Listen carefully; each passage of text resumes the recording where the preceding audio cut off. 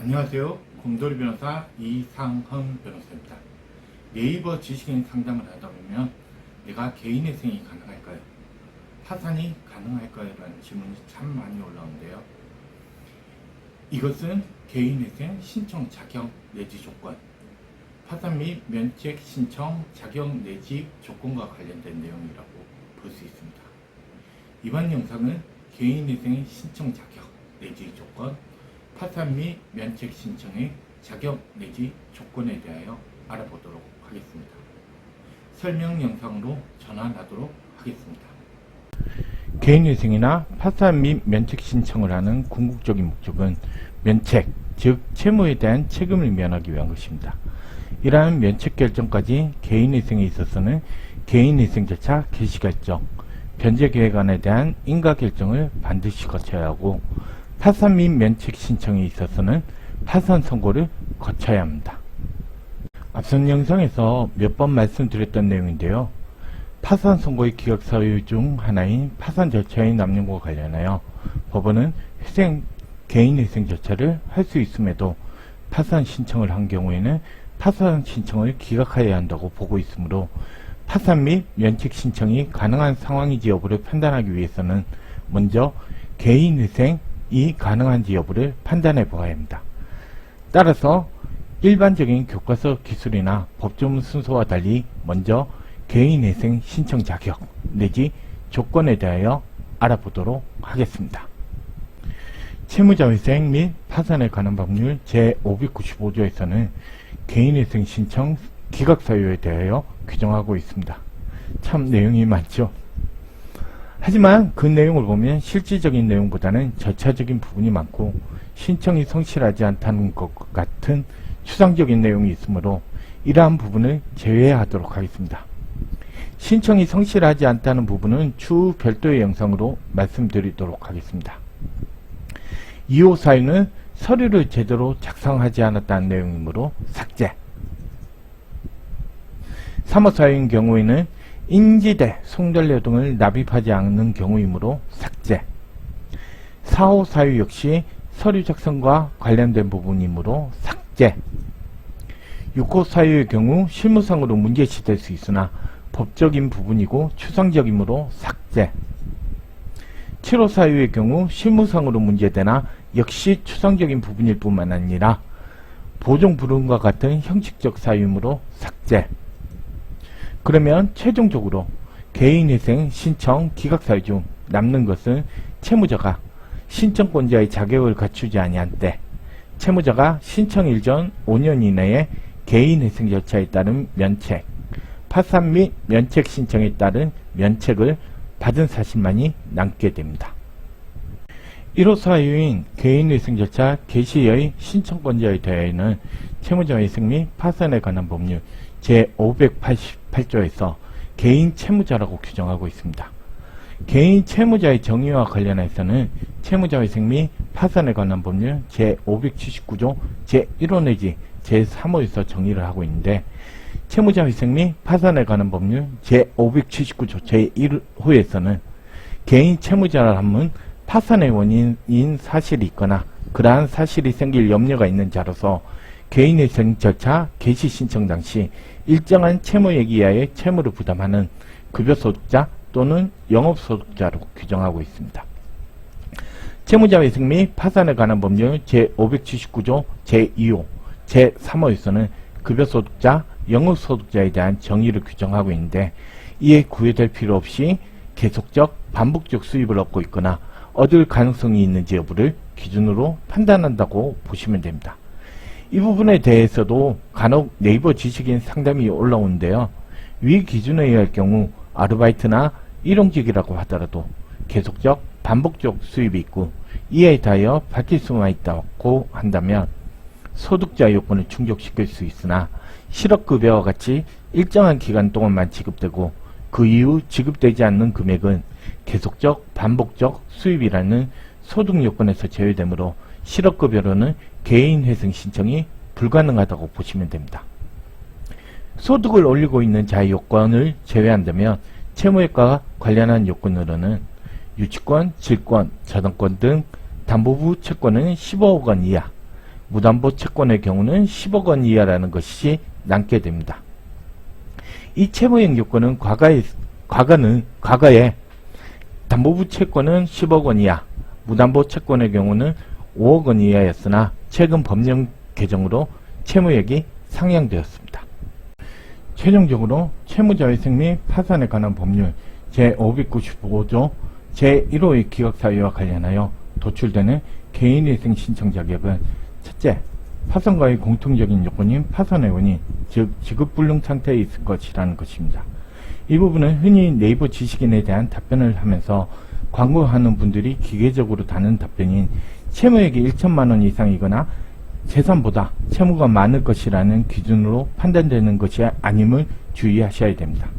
둘째, 채무액의 요건으로 담보부 채권액은 15억 원 이하, 무담보 채권액은 10억 원 이하라는 것입니다. 셋째, 정기적, 계속적 또는 반복적으로 소득을 얻고 있거나 얻을 가능성이 있을 것입니다. 이와 관련하여 급여소득자의 경우는 근로계약서라는 소득 관련 소명 자료가 있어서 이를 기초로 일을 하면서 곧바로 개인회생 신청이 가능하나 영업소득자나 일용직과 같이 근로계약서가 없는 경우에는 소득액 측정을 위한 일정한 자료가 구비되어야 소득 책정이 가능하므로 이러한 소득 관련 자료의 구비 여부에 대해서는 대리인 사무실의 도움을 얻을 필요가 있습니다. 이번에는 변제계획안에 대한 인가결정 사유에 관한 내용입니다. 이 부분은 채무자회생 및 파산에 관한 법률 제614조에서 규정하고 있습니다. 제1항 사유 중 제1호 사유는 법적인 내용이고 대리인 사무실에서 판단의 문제이므로 삭제. 제2호 사유 역시 동일하므로 삭제.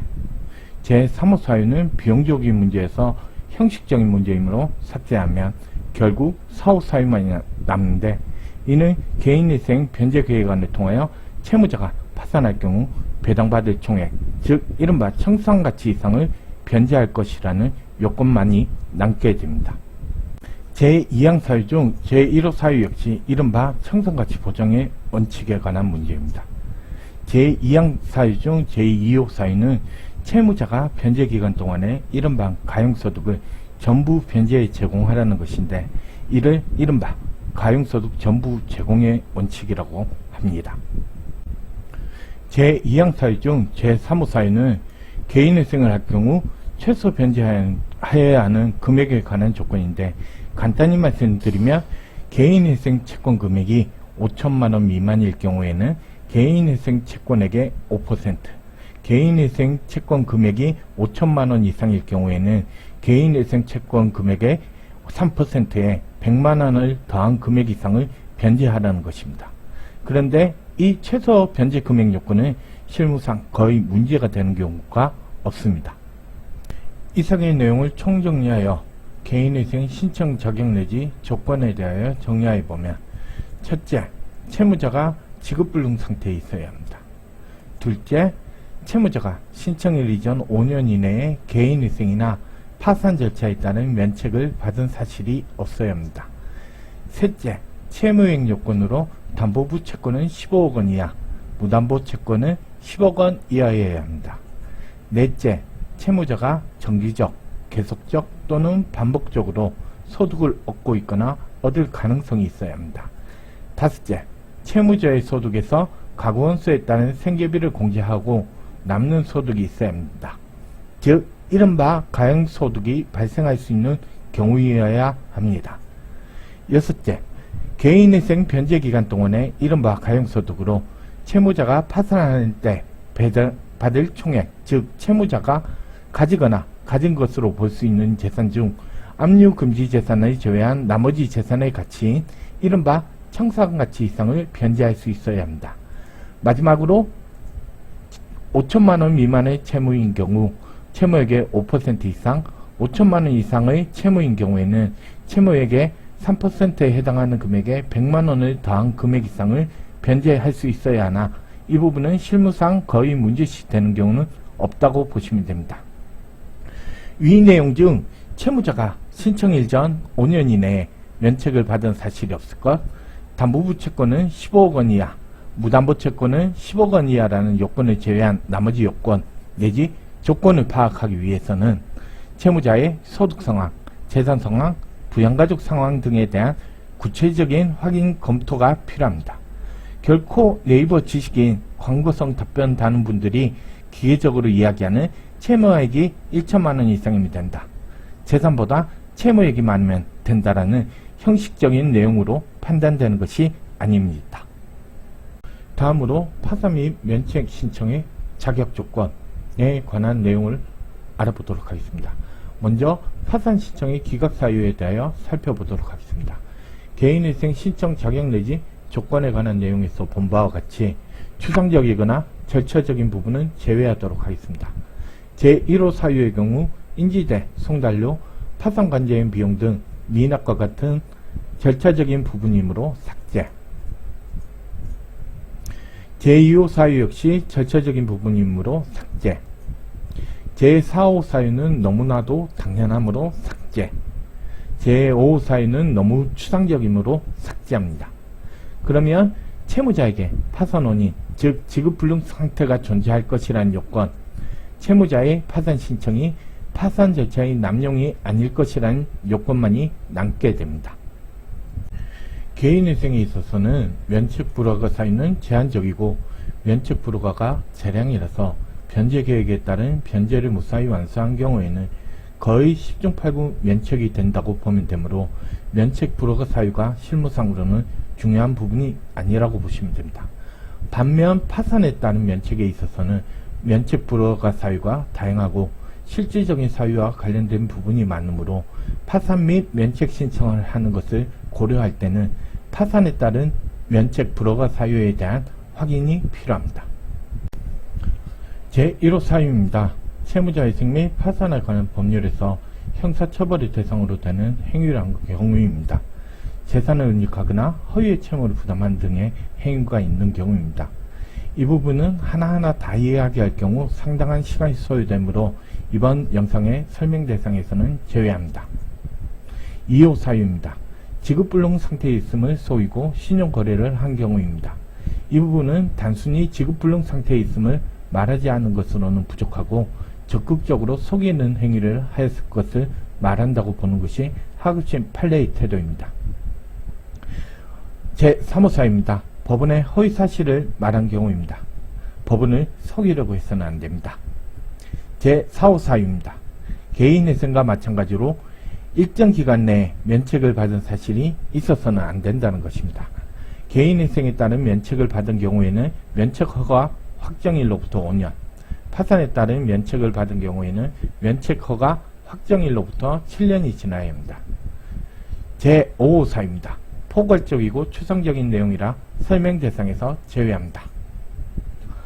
제6호 사유입니다. 이 부분이 가장 실무적으로 문제시되는 부분입니다. 채무자가 과다한 낭비, 도박, 그 밖에 사행 행위를 하여 현저히 재산을 감소시키거나 과대한 채무를 부담한 사실이 있는 때를 면책불허가 사유로 규정하고 있습니다. 따라서 도박, 주식투자, 암호화폐 투자 등 채무 발생의 주된 원인이거나 해당 행위에 사용된 금액이 큰 경우에는 파산 신청을 하더라도 면책 결정을 받지 못할 수 있습니다. 이런 이유로 도박, 주식투자, 암호화폐 투자 등 사행성 높은 행위를 하신 분들은 파산보다는 개인회생을 할 수 있는 조건을 갖추도록 하셔야 합니다. 파산 및 면책 신청 자격 내지 조건에 대하여 정리해 보면, 첫째, 개인회생과 마찬가지로 지급불능 상태에 있어야 합니다. 둘째, 파산 절차의 남용에 해당하지 않을 것, 즉 개인회생 절차나 회생 절차를 이용할 수 없는 상황이어야 합니다. 셋째, 파산에 따른 면책 불허가 사유가 없을 것입니다. 물론 재량면책이란 제도가 있기는 하나 법원이 면책 결정을 해줄 수도 있고 안 해줄 수도 있는 것이므로 일단 주식투자, 스포츠토토, 도박, 코인투자 등 면책 불허가 사유가 존재한다고 판단되는 경우 분들은 파산보다는 개인회생을 하는 것이 최선입니다. 이번 영상은 네이버 지식인에서 많이 올라오는 질문과 관련한 개인회생 신청 자격 내지 조건, 파산 및 면책 신청 자격 내지 조건에 대하여 알아보았습니다. 신청인의 구체적인 사정에 따라서 개인회생이 가능하냐, 파산 및 면책 신청이 가능하냐가 틀려질 수 있는데요. 그래도 일반적인 기준에 대하여 말씀드리는 게 먼저일 것 같아 이번 영상을 제작하게 되었습니다. 제 영상이 도움이 되었다면 좋아요와 구독을 눌러주세요. 이상 곰돌이 변호사 이상헌 변호사였습니다.